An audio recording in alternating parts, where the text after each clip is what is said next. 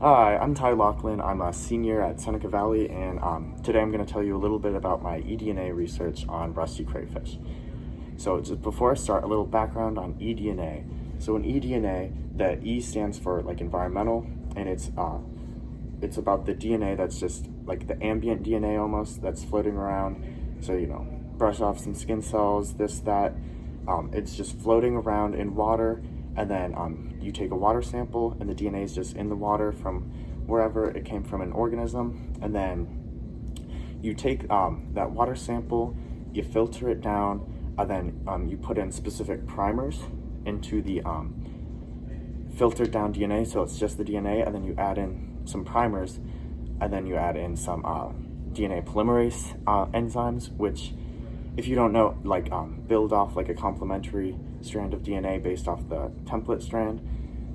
And so, and they need the primers to build off of them. So you add specific primers that target specific genes inside whatever organism you're looking at. I was looking at rusty crayfish.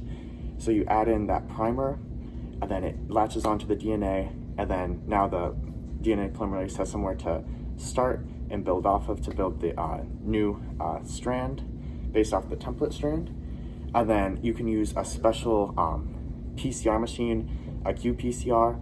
It stands for quantitative polymerase chain reaction. And you also add some just free nucleotides, so the polymerase has something to build the new strand out of. And then you add some cyber green, which is like a really big fancy molecule that basically just emits light while the DNA is being built. So then the machine actually, it's completely dark inside the machine, and it like records the amount of light being emitted from the cyber green. So if you have a match, you'll have a bunch of primers latching on, bunch of polymerase building new strands of DNA, meaning a bunch of light will be produced, and the machine records that.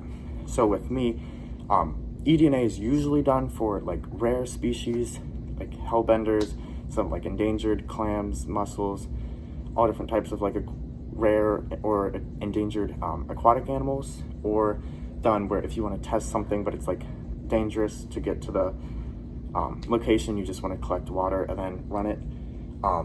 But I want it to be a little different. So I want to do invasive species. So I did based off the rusty crayfish, Vaxonius rusticus. And in my project, I had to create my own primers, the primers that like latch onto the original DNA floating in the water so that the polymerase has something to build off of.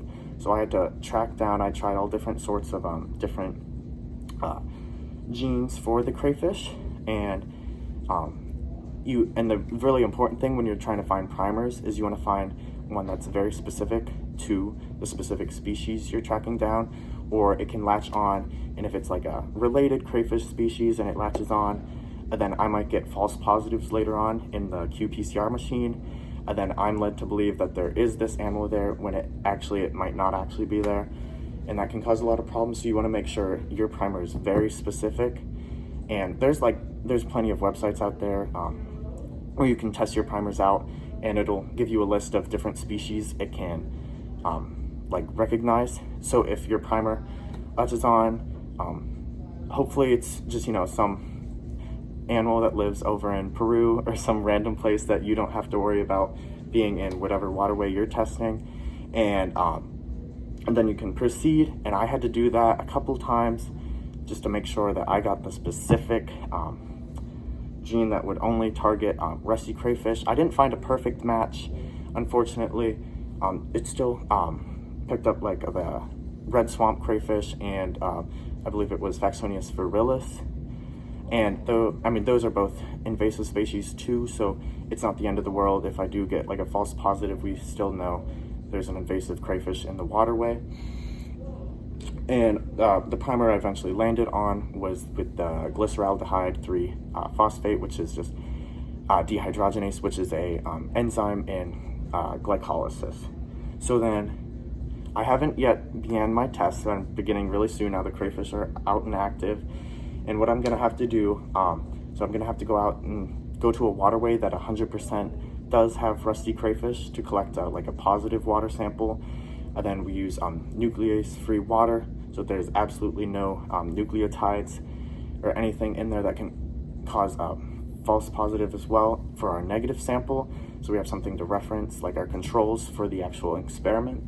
And then I'm gonna have to go out to water, which I wanna test, collect some water samples, filter it down, then I'll add in my primers, and qPCR machine gets really hot, so you have to use a specialized enzyme called Taq polymerase, which comes from actually bacteria from like hot springs. It gets that hot, so then you use that, and then it will create the gene. It'll create the new strand based off the template strand, the original strand floating in the water.